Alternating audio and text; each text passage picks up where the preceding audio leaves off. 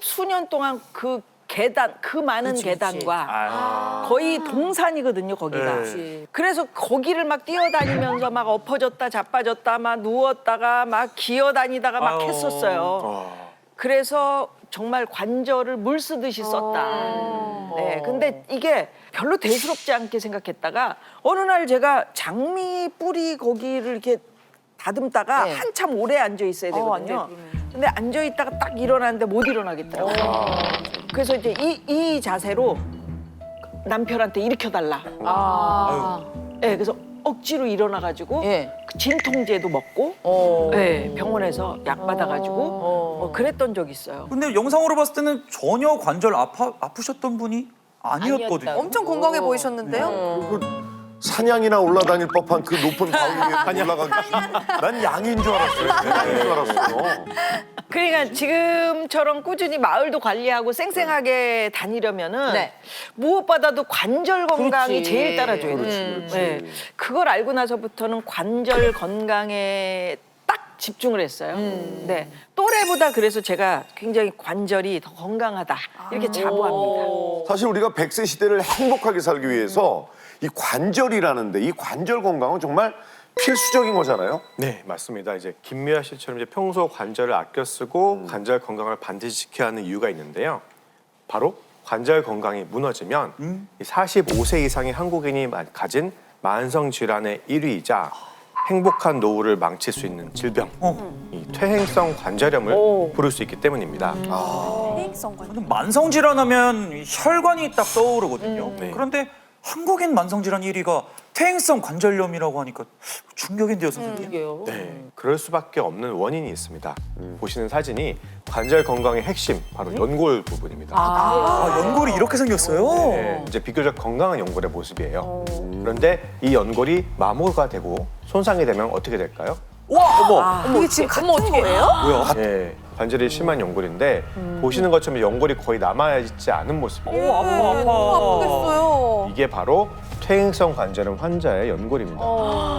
실제로 관절염은 이제 극심한 통증과 붓기를 동반하면서 삶의 질을 급격하게 떨어뜨리는 질환 2위에 꼽혔는데요. 노년기에 가장 두려운 질병 2위를 차지할 만큼 악명 높은 질환으로도 알려져 있습니다. 중년 만성 질환 1위 퇴행성 관절염. 노년을 갉아먹는 관절염의 고통.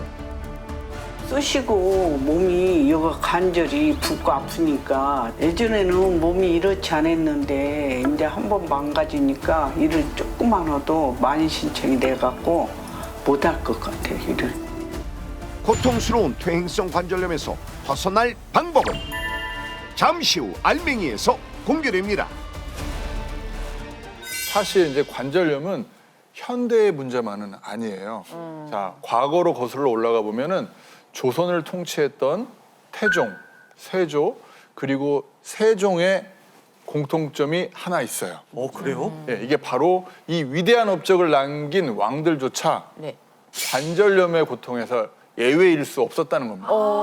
왜? 왜 그랬지? 자, 조선왕조 실록에 이게 따르면은 태종은 손으로 이렇게 물건을 잡을 수가 없었어요. 아, 손에 관절. 예. 또 세조 역시 관절염에서 자유롭지 못했던 것으로 우리가 추정할 수 있습니다. 네. 자, 세조실록에 따르면 온천욕을 시험하니 그 효력이 신통한 것 같아서 풍습의 병이 낫지 않는 것이 없었다라고 기록되어 있는데요. 여기서 풍습의 병이란 관절 질환을 뜻하는 거거든요. 자, 뜨끈한 온천욕으로 관절 통증을 완화시킨 것으로 추정하고 있습니다. 특히 세종의 경우에는 이 책벌레라고 불릴 정도로 가만히 앉아서 책 읽기를 좋아하시고 또 운동을 멀리했다고 전해져 오거든요. 네. 게다가 또 이 늘 고기 위주의 수라상을 이제 몇 끼 드셨다고 합니다. 그러다 보니까 당연히 살이 찌고 또 그러다 보면 관절의 부하도 심해지고 또 극심한 관절통까지 시달렸다고 하는데요. 하지만 이런 극심한 관절 통증에도 불구하고 이 부모님이 주신 몸에 함부로 손을 대지 않는다. 네, 라는 이 유교 사상으로 인해서 제대로 된 치료를 받지 않은 것으로 알려져 있습니다. 어떡해. 그렇구나. 참, 어이구. 그런데 이런 관절염은 사실은 인종을 가리지 않겠죠.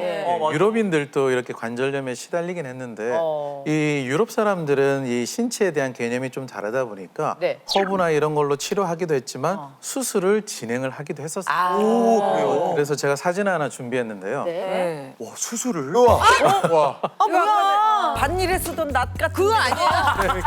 아, 샌드. 진짜 너무 직업정신 아닙니까? 아니 샌드. 설마 이걸로 수술했단 말씀은 아니신 거죠? 설마. 이게 현대의 메스하고 똑같은 건데 처음 근육과 피부를 절개를 할 때 쓰죠. 그때 마취 이상했을 거 아니에요? 이게 붙들어 매놓고 이제 했죠. 네, 도구를 보시면 알겠지만 이렇게 섬세한 관절염 시술을 할 수 있었던 거는 불가능하고요. 이 관절염이 너무 심해지거나 괴사가 돼서 통증으로 견딜 수 없는 분들을 절단하기 다양했던 것으로 추정이 되고 있습니다. 너무 무섭다. 어머.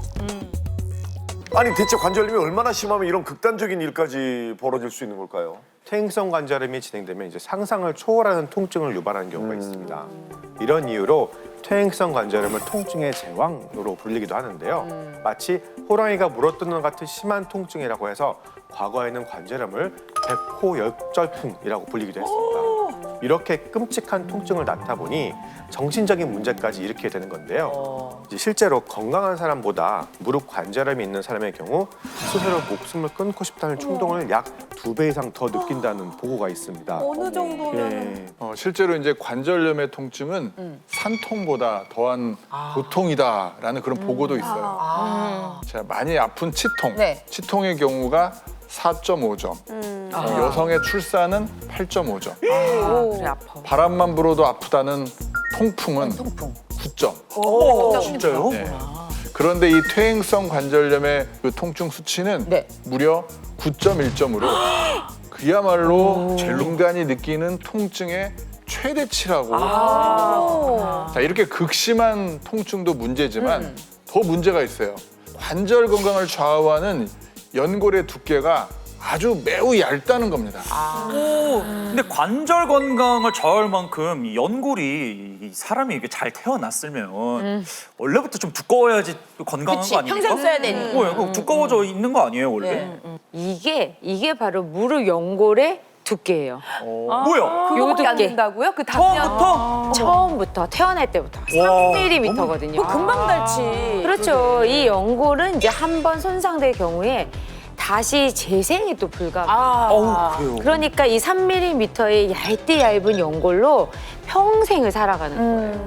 게다가 연골에 이제 신경세포가 없으니까 이 얇은 3mm에서 70% 이상이 마모돼서 없어질 때까지, 그러니까 아주 얇은 1mm 그 정도 남겨질 때까지 증상이 없습니다. 그럼 어떻게 알아? 네, 실제로 관절염 환자의 약 60%는 관절염 2기가 될 때까지 어떤 증상도 못 느낀다라고 해요. 그렇기 때문에 대다수가 극심한 통증을 느끼고 나서야 아이고 나 관절염인가 하고 이제 병원을 찾게 되는 거죠. 하지만 이제 이때 관리를 시작한다면 이미 관절염이 많이 진행이 되어서 치료가 어렵거나 또는 최후의 수단인 수술을 하게 되는 거죠.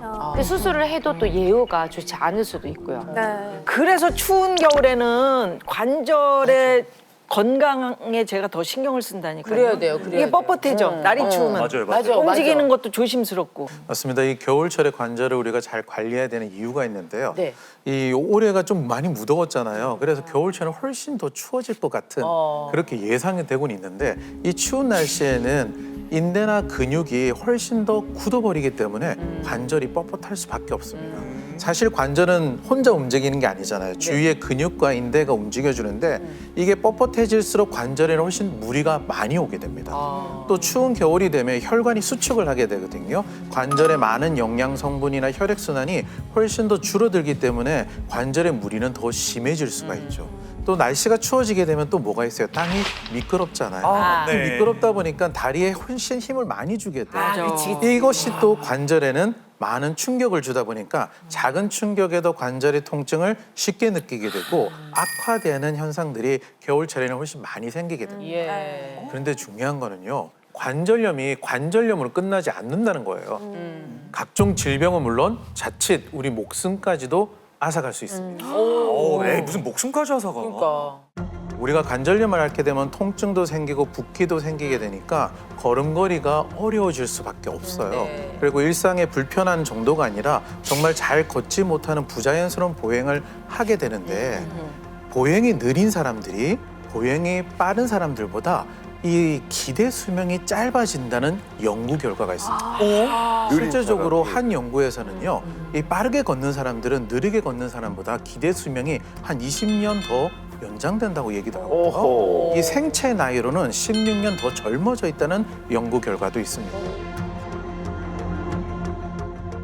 퇴행성 관절염으로 인해서 보행 장애가 발생하게 되면 그만큼 이제 활동을 못 하니까 유산소를 운동을 못 하잖아요. 그러니까 심지어 혈관 질환 발병 위험도 높아지는데요. 실제로 골관절염이 있는 환자들을 추적 관찰해 본 결과 보행 장애가 있는 경우 심혈관 질환 발병의 위험이 30% 증가하는 것으로 나타났고요. 네. 당뇨병, 합병증도 더 일찍 발생했다는 연구도 있습니다. 그래서 실제로 관절염이 있는 사람들을 6년간 추적 관찰한 결과 보행장애가 없는 사람에 비해 보행장애가 있는 사람의 경우 약 8년이나 더 빠르게 당뇨병, 합병증이 발생했고요. 위험해. 네, 심장 질환으로 입원할 위험도 무려 7년이나 앞당겨졌다고 합니다. 그러니까 그 결말에는 이제 결국 사망하셨어요. 그래서 사망이. 그래서. 그죠, 그죠.